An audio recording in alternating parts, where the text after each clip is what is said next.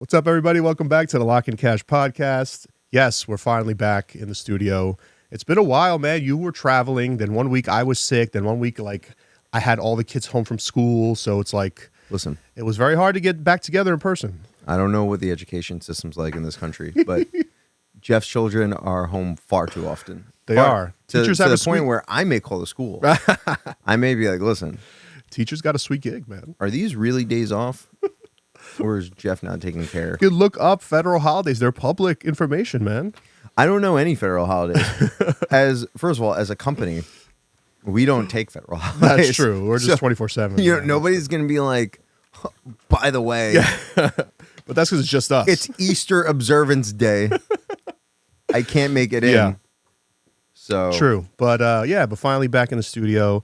And feeling good because we got some interesting stuff coming up because people think this is kind of like a time of year for gamblers, but really there's kind of some good value out there when you combine everything together, right? Baseball, the NBA playoffs are coming, and NBA end of regular season is kind of like, for me, very weary. Like I think I haven't played it in like several days now, just because a lot of like spots where teams have nothing to play for.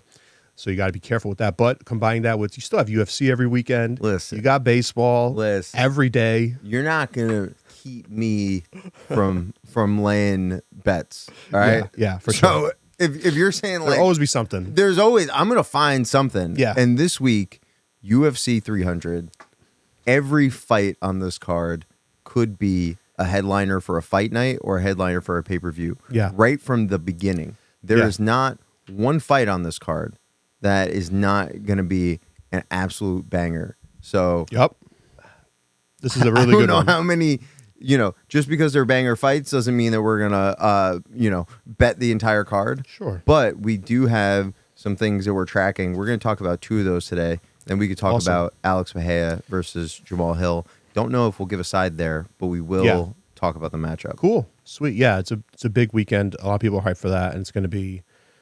That pay-per-view is going to kill it. They're going to sell a lot. That's a big one. Lord. That's a really big one. This is actually, we're talking about religious company holidays. This is mine. Like, don't hit me up. Like, if anything, we may need to hop on a TikTok live or something. We might do something. And set that up because, you are not going to find me working for UFC 300. Yeah, we got to sweat those out for sure. Not going to happen. Yeah. And the other, so baseball, we'll definitely have some more baseball content coming. We've been betting baseball every day. I know it's not your favorite, but we're betting it every day.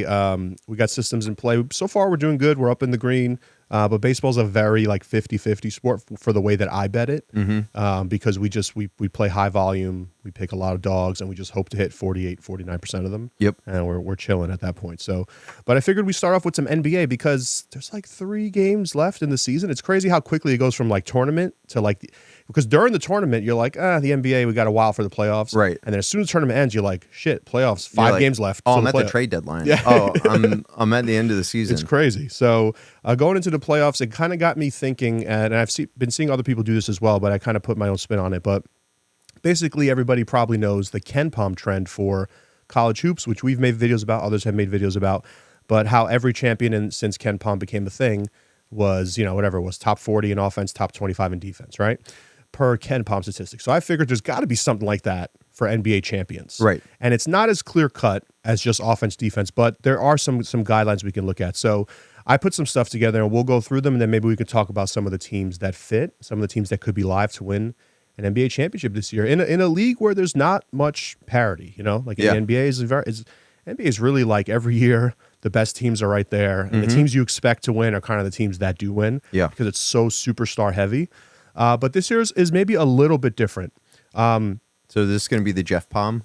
The Jeff Palm, I like that. Jeff Palm. We got to come. Well, actually, Palm is for his last name, so we would have to come up with because it's Ken Pomeroy, so we'd have to come up with a different, Do you want me to say your last name on Jeff here? That doesn't work. No. We're calling it Jeff Palm. Jeff Palm, got it.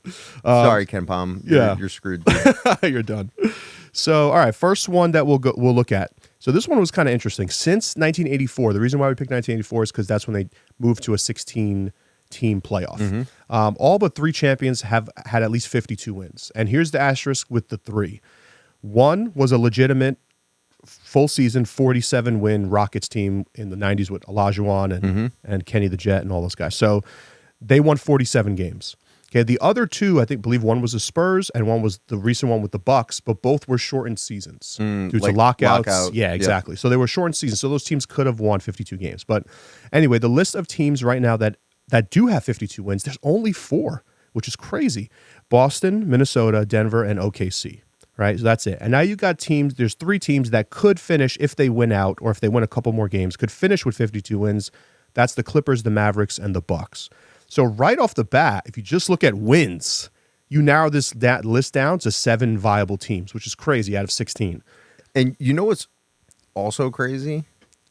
That only 2 of those teams are Eastern Conference teams. Only 2. Yeah, and one of them is cusp.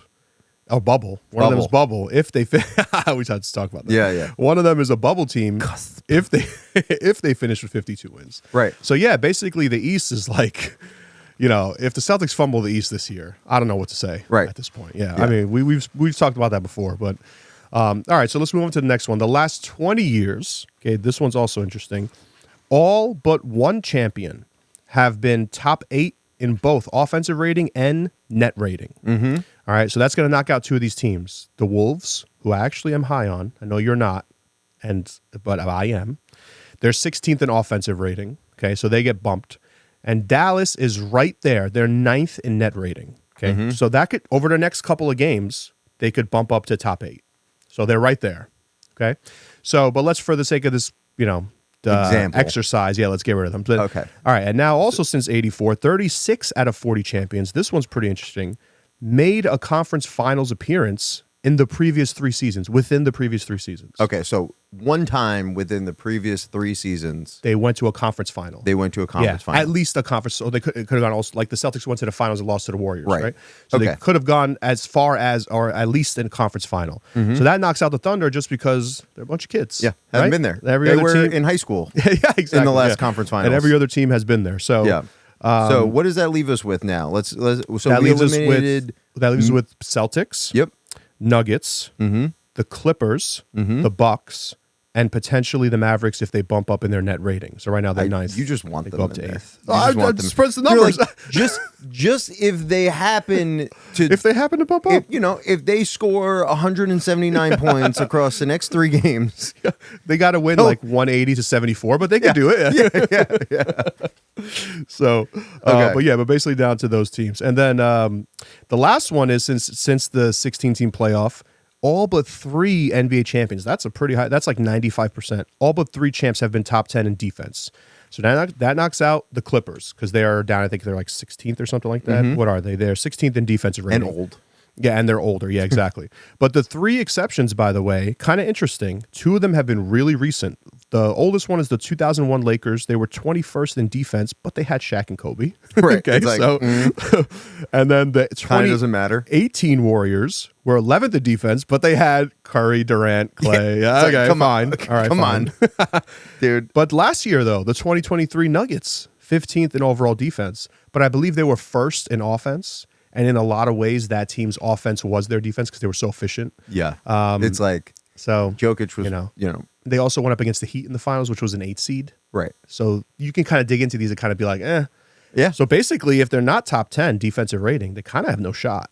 That last one is my favorite. So basically, you have to be like an outlier offensively if you're going to have a defense outside the top 10. Or you need a defense in the top 10. Because those 3 teams that we're looking at right here, the 2018 Warriors, the 2001 Lakers, and the 2023 Nuggets are all elite offensive, outlier offenses. Yes, crazy. That were able to make up for that. Yeah. So totally. But is there anyone like that in the league this season? Well, you still have the Nuggets. Still got the Nuggets. But I think the Celtics are right there. They're knocking on the door. I don't know what it is with them though. Like what is it about them? Why can't they get over the hump? We're going to see now them in a full playoff run with Porzingis, right? Before it was just Horford. And so now they got an actual big man that is more versatile offensively, that can do a lot more. So we'll see. But I think, for me, like when they met the Warriors in the finals, I just felt they weren't ready. Like we took the Warriors in the series and we bet them almost every game. And I just felt that Boston was like not ready, their first trip to the finals. But I think a lot of their, like I think people are going to be like, oh, they just choke. They're, they never show up. But I think a lot of it is just that their stars needed to like mature and age. Because these guys are still really young. Right. They're 28, 27. What's his name? Still, he came and drive with his left hand still. Jaylen Brown, yeah. Brown and Tatum are still like, they're not even really at the peak of their primes yet. Right. So they kind of got there a little bit early. And I think this year, I know everyone's going to make the jokes, but to me, it feels different with them this year. I feel like they're really, really elite. They're really solid. They're locked in. So if we look at the list then, there's only two. Really only two. There's only two teams left. And surprise, the one seeds. They're going to be like, you fucking squares. The top comment, you squares. Yeah, Brett, we did an entire mathematical equation for you guys just to give you the 2-1 seeds. But hey, look at all that happened in the tournament. UConn versus Purdue, 2-1 seeds at the end of the day. It's like, right? So, what are you going to do? I don't make the rules. Exactly. Yeah. I don't make the rules of this world. I'm just observing them. Exactly. And what that says is you need to have a top 10 defense, top 10 offense, and 52 wins. That's kind of how I look at it. Yeah. The conference finals experience thing, I think, is a nice plus. But it's not enough for me to just like entirely rule out the Thunder. Right. But I think the biggest thing is top 10 defense, top 8 offense, and 52 wins. Yeah. That to me is like the biggest thing. Yep. Yeah. And I agree there. And if you look at the Thunder, you're also saying like they fit. They fit there, yeah. But they're babies. So it's like, even if they get there, let's say they do get there. Exactly. Are they getting there too early, just like Boston did? So that was going to be my next point was, if you're the Celtics, I want to see anybody but the Nuggets. Right. Anybody but the Nuggets, and I'm winning. Yeah. And I think the Nuggets would, and I still think they could beat the Nuggets, but the Nuggets could give, the Nuggets went into Boston this year and won a place where very few teams win. Yeah. So the Nuggets can definitely win that series. So if I'm Boston, give me OKC. Oh my God, give me Minnesota. We're betting them we bet them every game. Oh my God, yeah, that will be. Like, I think the Celtics would win that. Would win any of these series. Dallas, the Clippers, right? Like any of these series. But I thought. That's so basically the trend says the 2-1 seeds have the most value, right? And no surprise, the Celtics are now minus 170 to win the East. By the way, it's incredible, just insane. It's so high that it's like don't even bother. Yeah, why are we playing the playoffs? What it's crazy. What are their money lines going to be? They're going to be massive, especially at home in these games. Yeah, it's going to be incredible. First round, they're almost going to be unbettable. You might as well just like skip it. Yeah. Second round, too, they're gonna. The thing is with them is that no matter who they get first and second round, they're going to be favorites in every game. Right. Like home or road. Yeah. So they're going to be like -8, -10 at home. They're going to be like -3, -4 on the road. So you're going to have to lay chalk if you want to ride Boston for the whole run.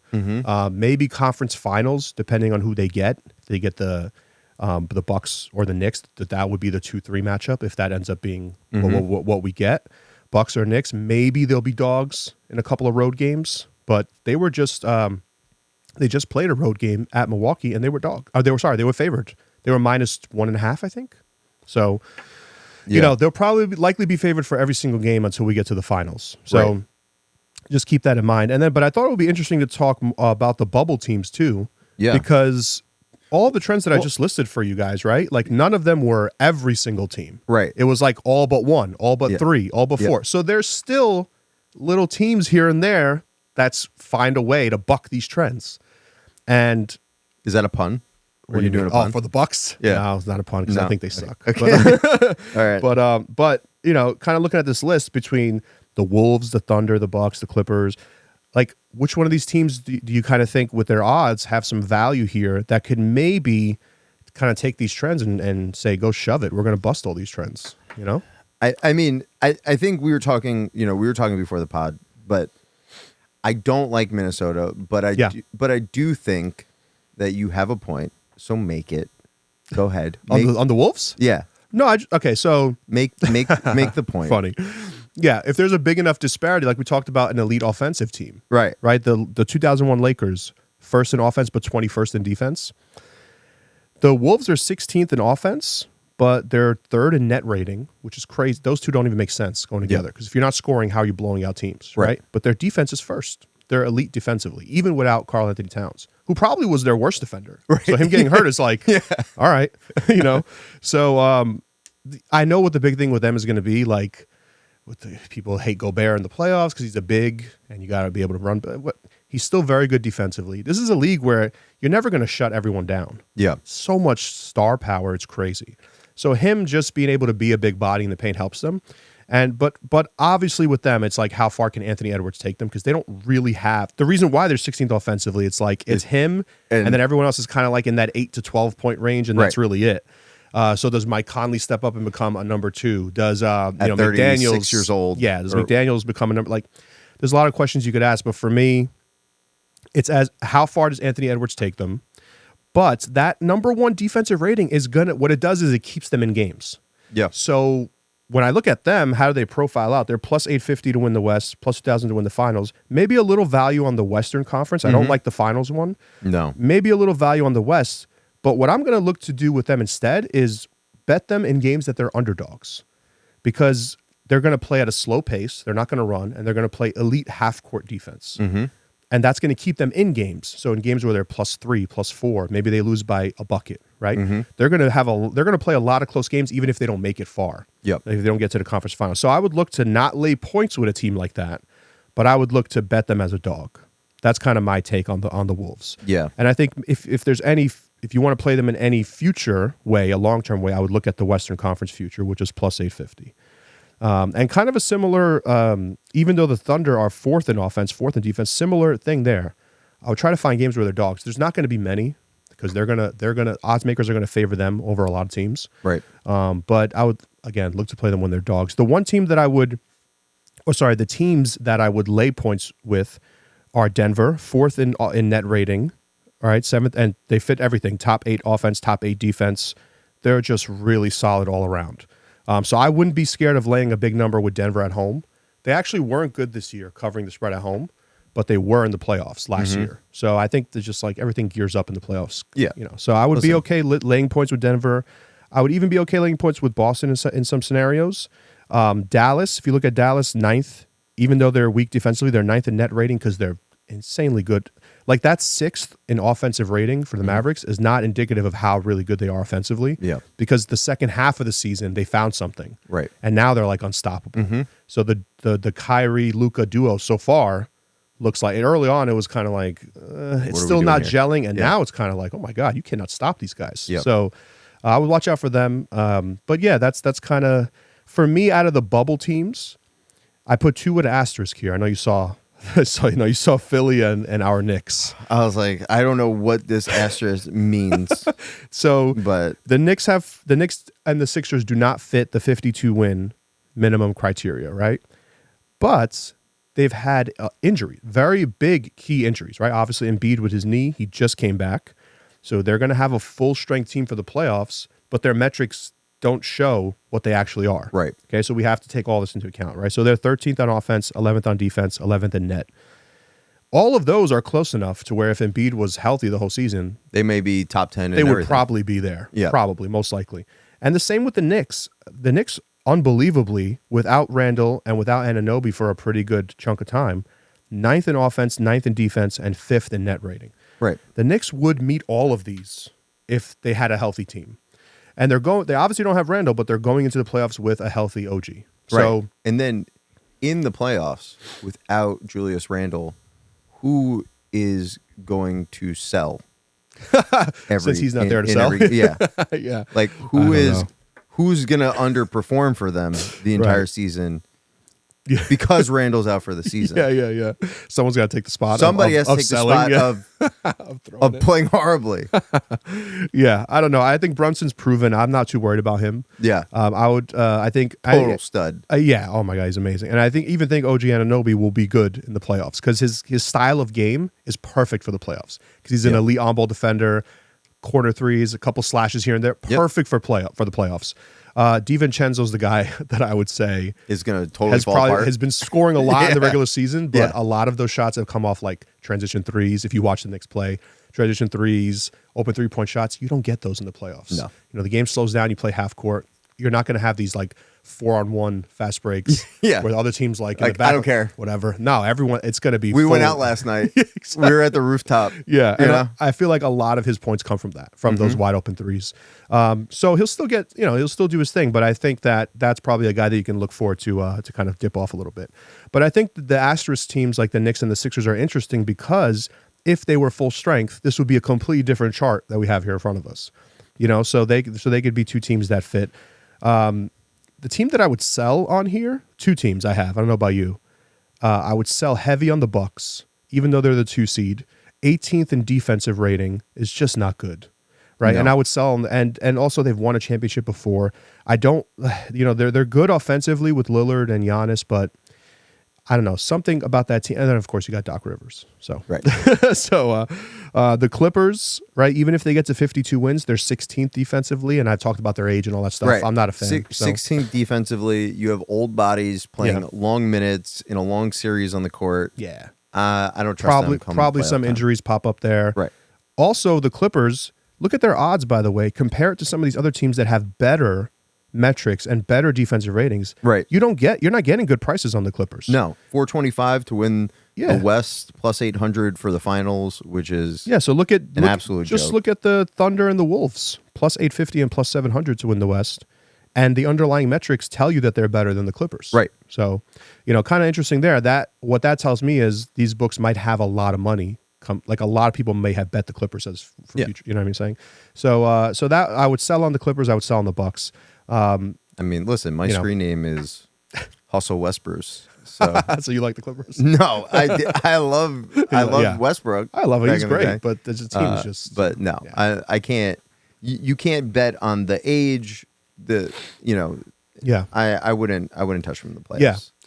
Yeah. So it I might think be a good fate for sure. So you can get some good value in that. Maybe that round 1 matchup, depending on who it is.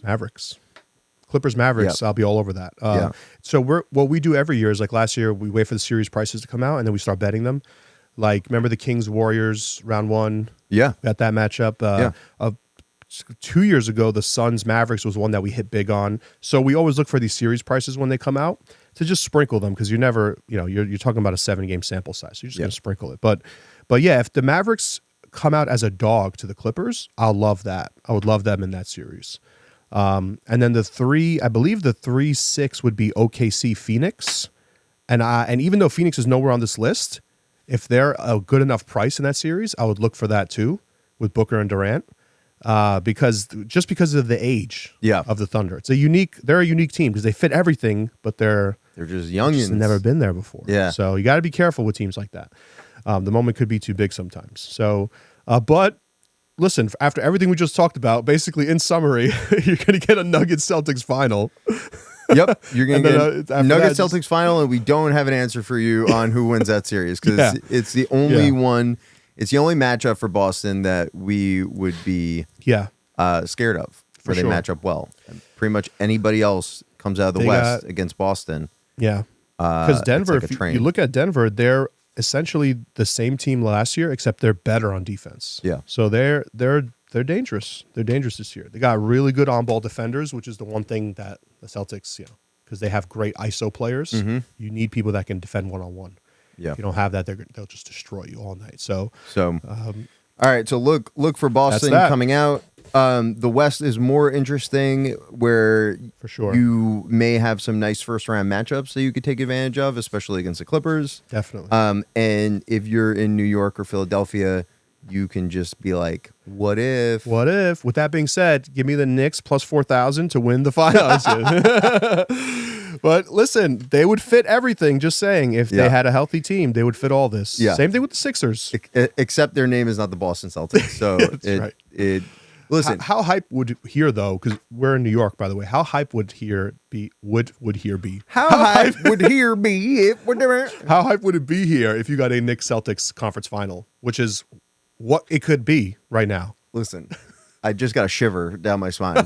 There's no way. Like, we're not going to, let's not even right talk now, about it. This is what happens. I get all hyped up about New York sports, and then it lets me down. Yeah. I got to look at the levels on the goddamn mixer because I got to make sure that I'm not messing with people's ears. But, like, I can't do it. I can't get excited. I know. If it happens, I'll be excited. I hear you. let's talk about UFC. Let's talk about people fighting. Let's talk about people fighting. Yeah, you guys. Well, actually, even sorry, I am gonna make you suffer even more. But actually, even the second round would be hype. Knicks Bucks would be a great series. Yeah, that's a great. I think that's a really good series. Yeah, and I think the Knicks would win that series personally. They'd be the 3-2. They're so much better defensively than the Bucks are. It's just about can you stop them, but they're way better on defense. The Bucks let anybody score 120 on them. That's true. Like literally anybody. You and me. And two-man pick and roll. And you got Doc. So Doc knows how to throw a series and blame other people. All right, UFC 300. Let's talk about this now. We talked about how the card is stacked. We have this could be like the biggest UFC maybe ever. We are. Right? I mean, that's what they say every pay-per-view. But this is 300. You got Joe Rogan, and it's like, yeah, this is the greatest fighting night in the history of fighting. on a UFC Vegas like Saturday night. Yeah. It'll be like Valentina Shevchenko versus Alexa Grasso 5, and then they'll be like, this is the greatest fight in UFC history. Yeah. But no, the card is stacked head to toe. It is. You have fighters, the most winningest fighters ever, the most finishes, the most submissions. The BMF belt is on the line. There's so many things to love about this card. And the lines, you know, they're pretty they're pretty they're pretty good. I honestly haven't looked yet. Yeah, usually with a card this big, I would see much wider lines.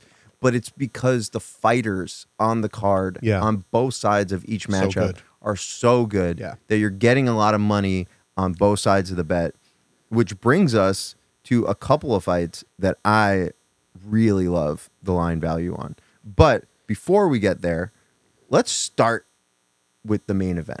Let's do it. You got Alex Pereira versus Jamal Hill. Alex minus 130 right now in most books. Hill, small underdog at plus 105. Hill, former champion. Ruptured his Achilles. Gave up the belt. Alex Pereira comes in, wins the essentially vacant title, right? So Hill never lost that belt. But you're looking at one, basically Alex Pereira, you guys know, masterful kickboxer. Jamal Hill, more of a boxer, a lot of power in his hands. So you got two basically killers on the feet. And when we look at this matchup, the X factor here is how does Jamal Hill come back from his injury? Right. I don't know if you guys have ever ruptured an Achilles. I think Jeff has before shooting a free throw. My Achilles. In partially in a warm up for a pickup game. Yeah, we were playing yeah, that's funny.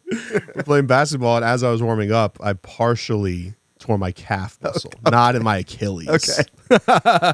I'm pretty sure we have a video. I think when we reach a milestone for subscribers here at YouTube, it's a good idea. We'll drop the video of me limping back to the car. We should drop the video where we videoed Jeff the entire walk to his car. So there, picture the, let's just set the scene for a second.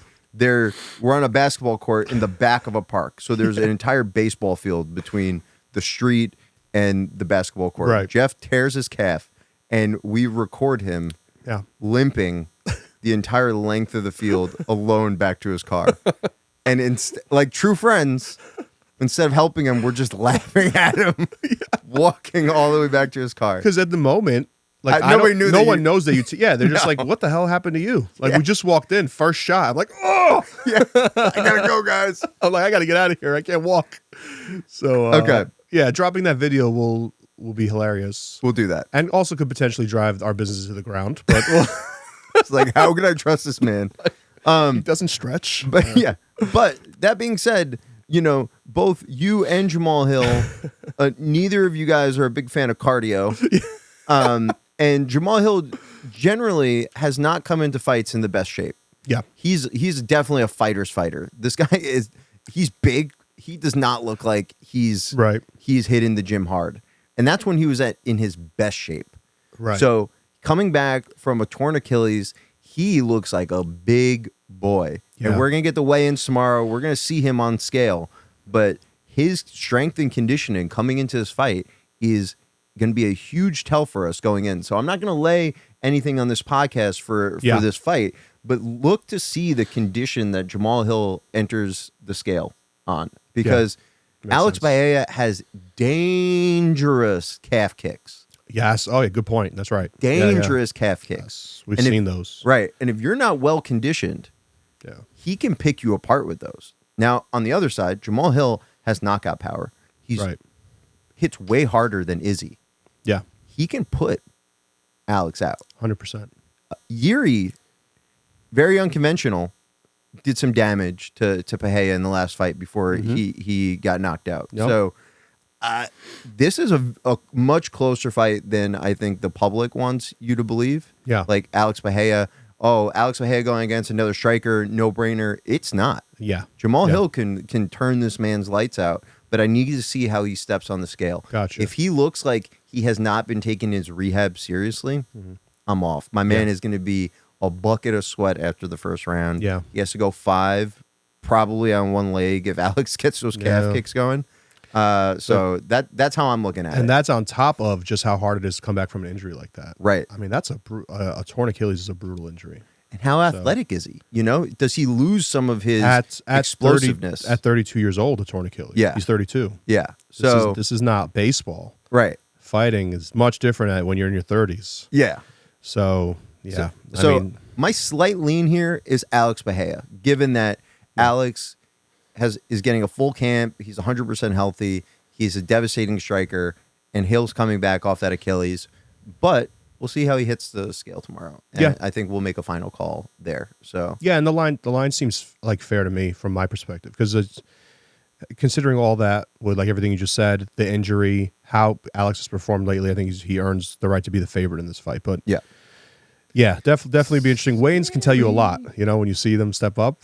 Yo, I saw a video of Jamal, and he was looking like my body. Yeah. In that ring. Yeah.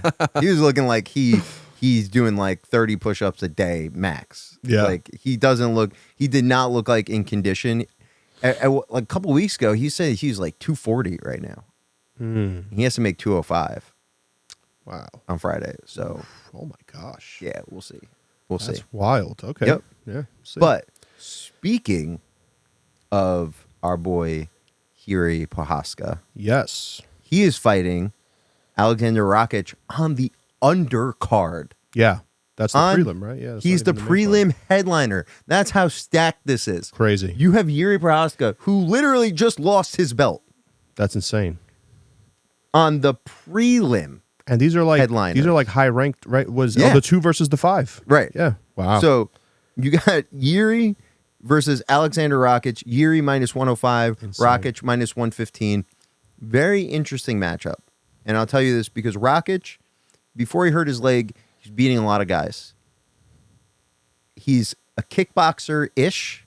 He has strong kicks. He's kind of goofy. Like you'll know, like if you watch a Rakic fight, you'll be like, oh, this guy is like not the most coordinated man in the world. Right. But he's strong and he's big. He throws really strong kicks. He has some wrestling as well, but he likes to do the stand-up and keep his distance. Right. Jiri, completely unorthodox. Like the samurai. This dude is throwing spinning hammer fists, doing these coming in. He is super unconventional. And I think, just to give you the headline, I think his unconventional striking is going to really get to Rakic. Yeah. I think Rakic is going to want to keep distance. He's going to want to throw big leg kicks, things like that. And I think Jiri just evades and gets into your space, and he has very long reach. So I think some of that distance striking that Rakic wants to do is going to get nullified by Jiri in this one. And Yuri's not afraid to sort of wade in and like really get into that striking space with you.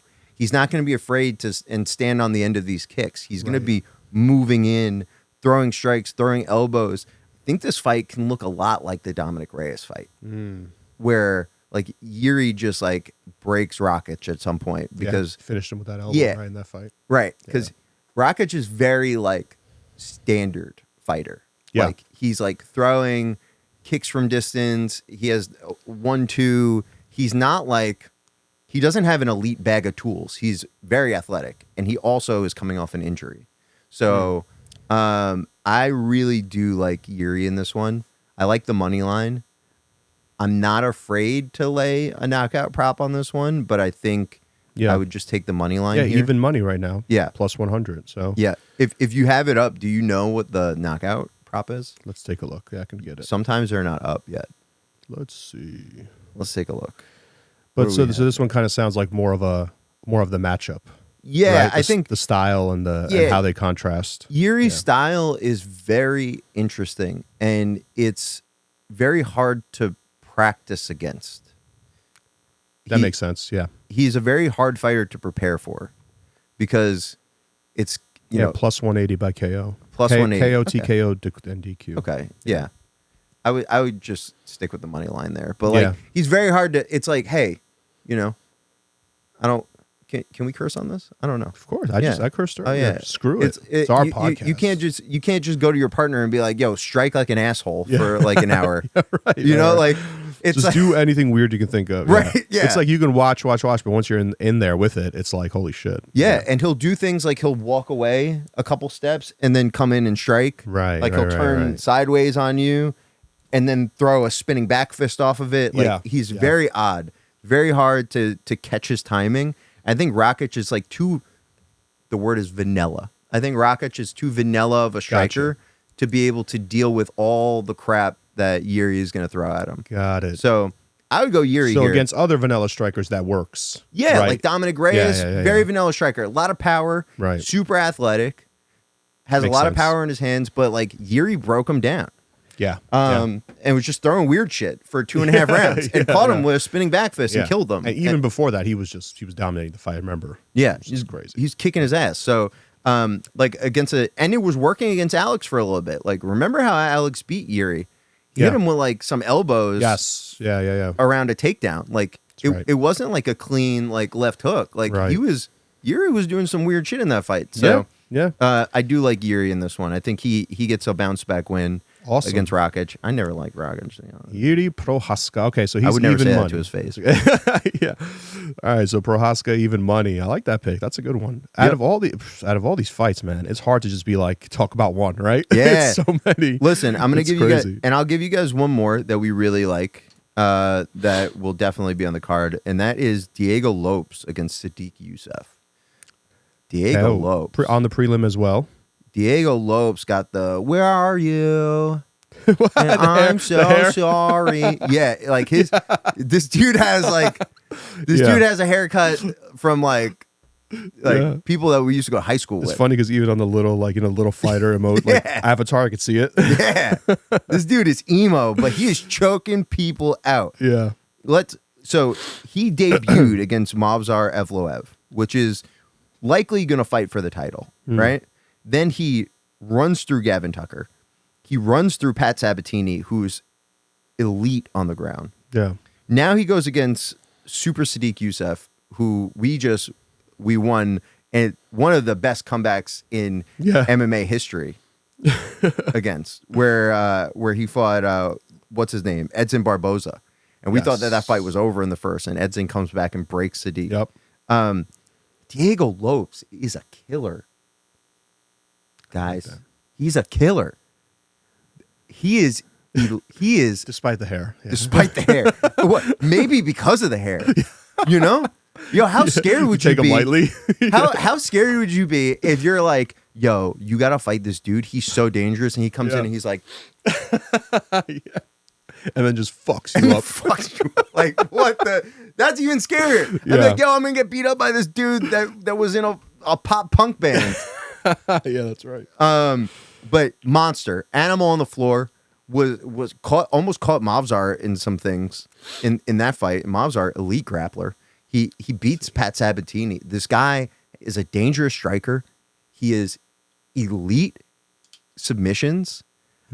I think he's just way too dangerous for Sadiq. So you like the money line here? Minus 135? I love the money line here. I think you may be able to get something on the sub here too. Let's see. Lopes plus 330. Lopes by submission plus 300. 300, yeah, 300. Yeah, I think if there's probably an inside the distance play here by from Lopes as well. Like Lopes wins inside the distance is actually even money. Just to get a finish in any way. Yeah, Yeah. it's even money.